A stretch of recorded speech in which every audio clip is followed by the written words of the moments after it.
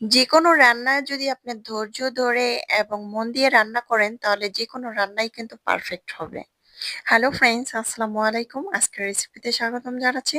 প্রথমে একটি প্যানের মধ্যে ১ কাপ তেল দিয়েছি। তেলের মধ্যে পেঁয়াজ কুচি দিয়েছি। ১ কাপ থেকে ১.৫ কাপ পেঁয়াজ বেরেস্তা করে আলাদা করে নিয়ে নিব। এখানে গরম মসলা, এলাচ, দারচিনি, তেজপাতা দিয়ে আদা বাটা, রসুন বাটা ১/২ চামচ করে দিয়ে ভেজে নিয়েছি খুব ভালো করে। এ পর্যায়ে আমি এখানে পানি দিয়ে দিচ্ছি ১ কেজি থেকে ১.৫ কেজির মতো। দিয়ে তারপর আমি এখানে গুঁড়া দুধ দিয়ে দিচ্ছি ১/২ কাপের মতো। গুঁড়া দুধটা না দিলে স্কিপ করতে পারেন, এখানে লিকুইড দুধ দিতে পারেন। তবে লিকুইড অথবা গুঁড়া দুধ এখানে দিলে কিন্তু বিরিয়ানিটা খেতে অনেক বেশি মজা হবে। চিনি দিয়ে দিলাম ১/২ চামচ, লবণ দিয়ে দিলাম পরিমাণ মতো। ঘি দিয়ে দিচ্ছি এখানে আমি ২ টেবিল চামচের মতো। দিয়ে এখন আমি ঢাকনা দিয়ে ঢেকে রাখবো খুব ভালো করে মিক্স করে। দিয়ে দিচ্ছি কাঁচামরিচ প্রায় ১৫ টার মতো। বিরিয়ানির মধ্যে যত বেশি কাঁচামরিচ দিবেন বিরিয়ানি খেতে তত বেশি ভালো লাগবে। তাছাড়া কাঁচামরিচের ঝালটা সবথেকে পারফেক্ট হয়, খুবই মজা হয়। এখন আমি ঢাকনা দিয়ে ঢেকে ফুটিয়ে নিব।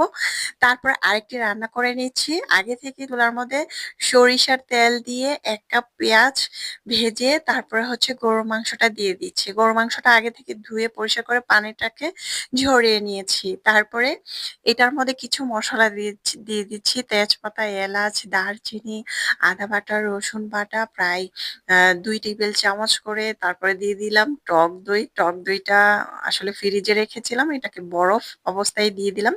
আস্তে, আস্তে গলে যাবে। আর এখানে দিয়ে দিলাম ধনিয়ার গুঁড়া, জিরার গুঁড়া আর হচ্ছে আম মরিচের গুঁড়া ১ টেবিল চামচ করে। দিয়ে খুব ভালো করে ঢাকনা দিয়ে ঢেকে এটাকে রান্না করে নিচ্ছি। দেখতে পাচ্ছেন অনেকটা পানি উঠেছে। এই পানিটা দিয়ে কিন্তু মাংসটাকে আমি খুব ভালো করে সিদ্ধ করে নিব চুলার আঁচ কমিয়ে দিয়ে। পরিমাণ মতো লবণ দিয়েছি। মরিচের গুঁড়াটা আপনারা চাইলে আরেকটু বেশি দিতে পারেন। যেহেতু আমি কাঁচা মরিচের ঝালটা দিব সেক্ষেত্রে অল্প, অল্প করে দিতে হবে। এখানে দিয়ে দিলাম হচ্ছে একটি দিয়ে দিচ্ছি হচ্ছে বিরিয়ানির মসলাটাকে দিয়ে দিলাম। আমি পোলার চালটা একটু বেশি পরিমাণ নিয়েছি তাই এক্সট্রা একটু বাসার থেকে মসলা দিয়ে দিলাম। আমি কিন্তু মাংসটা খুব ভালো করে কষিয়ে রান্না করে নিচ্ছি। এই পর্যায়ে পানিটা ফুটে গিয়েছে। এ পর্যায়ে দিয়ে দিলাম হচ্ছে পোলার চাল। পোলার চাল এখানে প্রায় ২ কেজির থেকে বেশি হবে, ২.৫ কেজির মতো হবে। আর এখানে পানি আছে কিন্তু প্রায় ৩ কেজির মতো। পানিটাকে ফুটিয়ে তারপরে দিয়ে দিলাম চালটা দেওয়ার পরে দিয়ে দিলাম হচ্ছে বিরিয়ানির মসলাটা। বিরিয়ানির মসলাটা দিয়ে নেড়েচেড়ে মিক্স করে দিয়ে দিলাম হচ্ছে এই পর্যায়ে ঢাকনাটাকে উঠিয়ে পানিটা যখন শুকিয়ে যাবে হালকা তারপরে দিয়ে দিচ্ছি মাংসটা। মাংসটার মধ্যে কিন্তু আমি ছোট, ছোট করে আলু একটু তেলে ভেজে মাংসের সাথে রান্না করে নিয়েছি।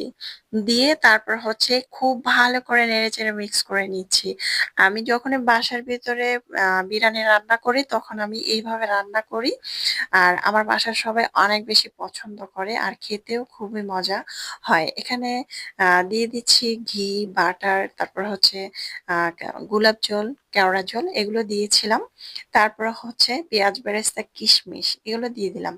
দেখতে যেমন সুন্দর হয়েছে খেতেও দারুণ মজা হয়েছিল। এটা কিন্তু আমি দমে রেখেছিলাম ১০ থেকে ১৫ মিনিটের মতো। একদম পারফেক্ট হয়েছে। আমার এই রান্নাটা খেয়ে সবাই অনেক বেশি প্রশংসা করেছে। বাসায় চাইলে এইভাবে ঝটপট তৈরি করে বাচ্চাদেরকে দিতে পারেন, মেহমান আসলে দিতে